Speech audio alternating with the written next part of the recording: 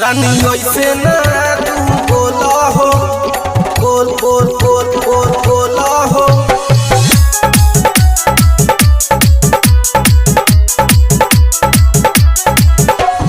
DJ Raja Babu पढ़रिया बोला हो रानी ऐसे ना तू बोला हो, जो हर जिंदगी में नहीं घोला हो। हे रानी सुनो, रानी ऐसे ना तू बोला हो, जो हर जिंदगी में नहीं घोला हो। ना हमके भूलही हो, तुम बड़ी पछतही हो। जरी ममिया में से नुरा दूसरा के हवा पर पड़ जाई। नहीं ऐसे तू बोला जान, दीवाना तहर मर जाई। नहीं ऐसे तू बोला जान, दीवाना तहर मर जाई।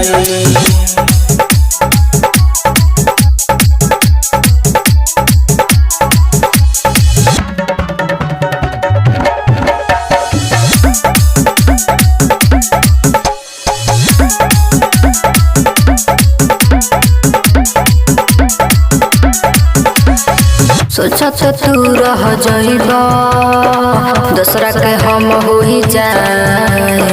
पहले के मिलले राजा, बतिया कैसे भुलाए। सोचत तू रह जाइबा, दूसरा के हम हो ही जाए। पहले के मिलले राजा, बतिया कैसे भुलाए। सोची दिलवाई रोहता, आवे निंदियो न सोहता। अब बढ़ता बेचैनी तो सारा पेंडोरा पड़ जाई। तू ऐसे न बोला जान, दीवाना तहर मर जाई। तू ऐसे न बोला जान, दीवाना तहर मर जाई।